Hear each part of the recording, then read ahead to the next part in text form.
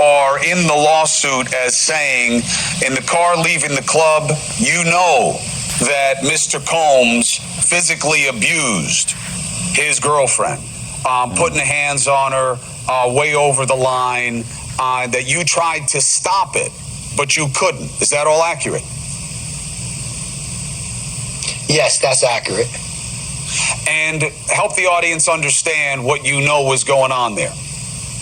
What you know? Well, there's definitely times that he was very abusive argumentatively. He was very abusive physically. You know, that particular... That's like everybody in their personal relationships in one way or another. Like, while we sitting here judging somebody in their personal relationships from a third party source, everybody in one way or another is aggressive about certain things in their relationships, and everyone has their form of abuse. It could be mental, it could be physical, it could be emotional, it could be effort. I'm not saying it's cool, but to point out that in a relationship. Anyway, let's listen to what else he got to say. The time that Cassie is talking about, they were at a dinner or a gathering on Sunset Boulevard, and Cassie was talking to a manager, and he got very upset about that. You know, he didn't want her talking to any other managers or doing anything without his say-so. That's business. That's business. To be honest with you, if she already got a manager and she already got a record deal, which is clear at this point, her engaging is called torturous interference. You could actually sue for that. Remember when Birdman was about to sue? Well, not he was about to sue Jay-Z. He started into suing Jay-Z for helping Lil Wayne. That's called torturous interference. And he got very abusive that day, and I jumped out the car and I ran up on him and I grabbed him and I was like, what are you doing? Do you see where we at? Like, what's going on? And he got inside the car once I grabbed him up, and he realized the way he was at, but some of the damage was done already, and I put her inside the car too. The idea that he would be involved in running drugs, running women for the enjoyment of others, did you see anything like that? Did you hear anything like that? Boy. Well, I don't think when they say running for others, I don't... I gotta tell you, this is the first time I ever seen a lawsuit or allegations without criminal charges get this much press. I give you an example. Vince McMahon. He has been getting actually charged. There's actually been police investigation, police report, rape kits, hospitalizations, etc. known since, we're gonna say the 90s, but from some of the documentaries I seen, it goes back to the 80s, allegedly. That's not on the news. From my understanding, when he had to step down from leading the WWE, it was because of sexual assaults. From my understanding, allegedly, when his daughter was running the company and then he came back, she left. They don't speak no more because while she was running the company, either her husband or some friends and co-workers of hers were allegedly sexually assaulted. Been a whole lot of lawsuits, whole lot of settlements, whole lot of drugs, whole lot of payola, allegedly, a whole lot of everything, and he's not on the news. And then there's been a whole lot of violence, but his house hasn't been raided. And I just can't help but wonder, or you take it over to Epstein, where there's been actual police called, actual sightings of misconduct, actual young ladies arrested or picked up going over to his house on the island. And then just let me tell you something about those islands. If I'm not mistaken, he lived on Palm Island or West Palm Island.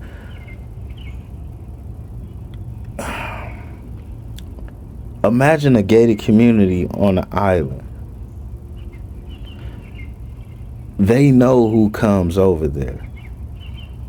They see who comes over there. They catch and track who comes over there because everyone is not allowed. Several reports of girls who were 15, 16 at the time, parents calling the police, nothing happened, no raids, he's not on the news. Why is this on the news? Puff ain't had a charge in. And I'm not in defense of Puff, but I am in defense of this bullshit, shall I say. Particularly believe that. You know, at the end of the day, he's Sean Combs, he's Diddy. You know, a lot of the things that they accuse him with, I feel falls under different kind of jurisdictions. You know, it's been plenty of times we've been out the country. We've been in other cities, other states where you meet people at parties, you dance, you party, they go back to the hotel, and he has a private jet. So he says, hey, you want to come to New York? You want to come to LA for a week or two? And they get on the jet, and for a week or two, they might be there, and then he'll tell assistant, okay, flying back. If that falls under sex trafficking, then yes, but as far as like physically sex trafficking and making someone go somewhere, I don't believe that to be true. That's the allegation.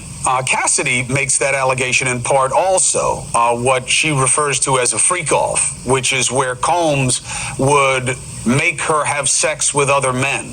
And let's be clear. If I'm not mistaken, this guy Como done been divorced before, and he got his own trouble. And he done been accused of things before, and he got trouble in that way. Like, let's be clear, man. Ain't no man making a woman do anything that she don't want to do. Most men can't even make a woman listen to her. Listen to him. So, with that being said, I said it. Then that allegation was expanded in some of these other reports that we've seen of, yeah, that's what he does. He would get women and make them have sex with other men, and that he would get drugs and traffic them, meaning bring them in for sale and use by other people.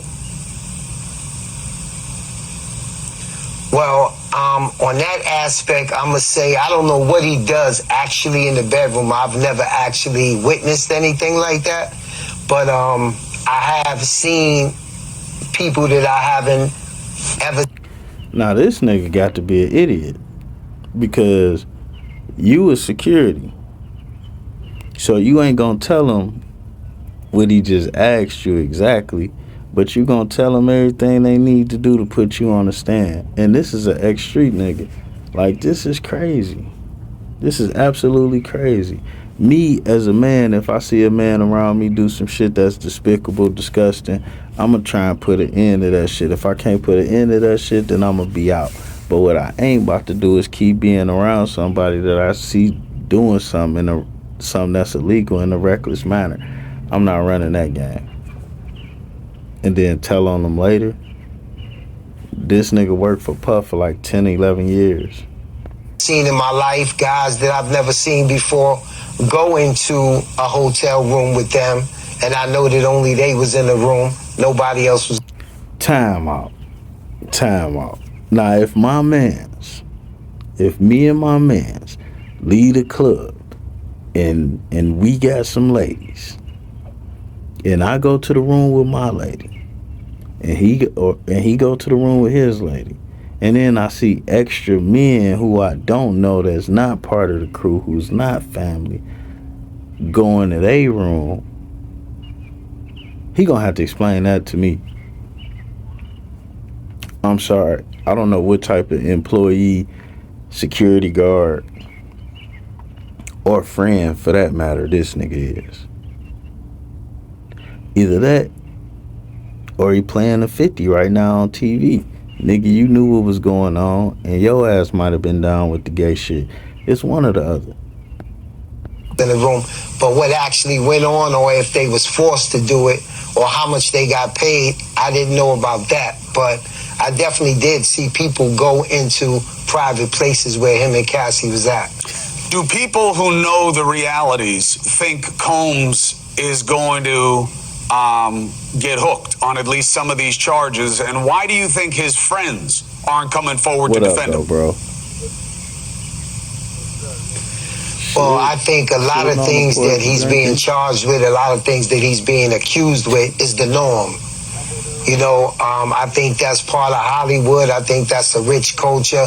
And I think a lot of them is scared to come forward because this is what they've been doing for the last 10, 20, 30 years, as if it's just a regular thing.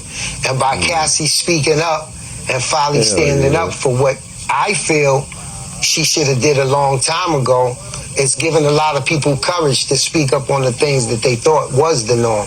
Hey, thank you for watching. Anyways, man, this shit is despicable. Do I agree with Puffy's lifestyle? Nah, because it ain't my lifestyle. That's his lifestyle. But what is clear is that he has a lifestyle. That's been clear to me since he first been on TV. You know what I'm saying? It's been clear to me that he keep the party going. It's been clear to me that he trying to get all the girls. You know what I'm saying? It's been clear to me that that's a dark-skinned nigga that had to work harder because he's a dark-skinned nigga, but he want all the accoutrements that a light-skinned nigga with money would get. And he been getting them. Why has he been getting them? Because he made that his standard, and people that come around him know what they got to give him or do when they come around him. And we seen that shit on the band. See, the problem with this whole P. Diddy thing is we allow what motherfuckers get accused of to make us forget what we know. You know what I'm saying? We allow how people act to make us forget what we know about this nigga. What we know about Puff is he is a partier. What we know about Puff is he gotta be doing something extra because this motherfucker don't stop dancing, nor do he sleep. What we know about Puff is whatever he want, he let that shit be known up front. You can't get around this guy if you ain't willing to do the work he feel you should be doing. That's what we know about Puff. We also know he's super rich and he take care of everybody around him. And if you work for that nigga, if you work for Puff, this is industry standard. If you worked for Puff, you automatically is deemed hireable because all these other music execs know how he operate. And they know if you can deal with Puff and keep your mouth closed and get a good recommendation, they know you're a stellar employee for them. And that's how the industry been moving. So for all of this, people saying that they ain't know how he was or what he was doing, I feel that's bullshit. For anybody to say they didn't feel like it was a question of him being homosexual, I feel like that's bullshit as well. And let's be real about Cassie here. She was singing before she met Puff a couple of years. She was already with Ryan Leslie. Ryan Leslie got a nice, good following where his actual followers translates into actual streams and album sales. Now, Cassie may have not been #1 on Billboard, but through Ryan Leslie, she could have had a great career where she actually made money. She abandoned him and went on over with Puff. Why she go over with Puff and sign a deal? Because she knew what Puff could do for her. Puff put her out, and to me, she can't really sing. Puff put her out. She had one hit off that album, which was easily a hit because it had the Puff Daddy sauce. It was the proper sample at the proper time, whoop-de-whoop-de-whoop. Or the proper reinterpretation of a song. And it won. That one song did, but the album didn't. And she didn't release another album either. And then you leave Puff and you still got a famous name and you don't put an album out on your own. So what I draw from that is this is not somebody that would have been that successful as a singer without Puff. And she knew that. And that's why she partnered with him. And she was down with whatever was going on until she wasn't. And then, like, within this lawsuit, while you telling me that he did this and he did that, what you also telling me is on 3 different occasions, you had an alternate boyfriend and you was dealing with somebody else while dealing with him that you was able to get away with doing. And he reacted eventually. So that means that you had time and opportunity to get the fuck out that situation. But you didn't. You stayed in it. You was obviously able to get out the situation because you left it with somebody who was also employed by this guy. With that being said, I'm not going to say it wasn't a bad relationship. I'm not going to say some things happened that shouldn't. But what I will say is in that situation, everybody was adults who knew what they signed up for. The only thing that make it sour is somebody didn't get what they feel they should have got out the situation, but they got more than they should have. They got more than they had. And with that being said, I ain't making no excuses for Puff, but we can't just keep letting people that get what they want out of situations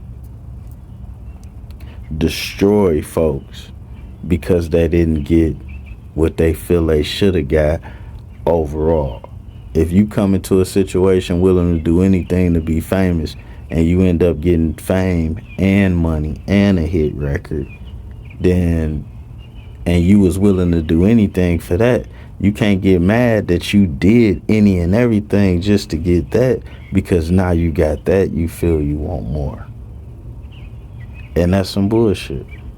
That's just my own personal opinion. And we out.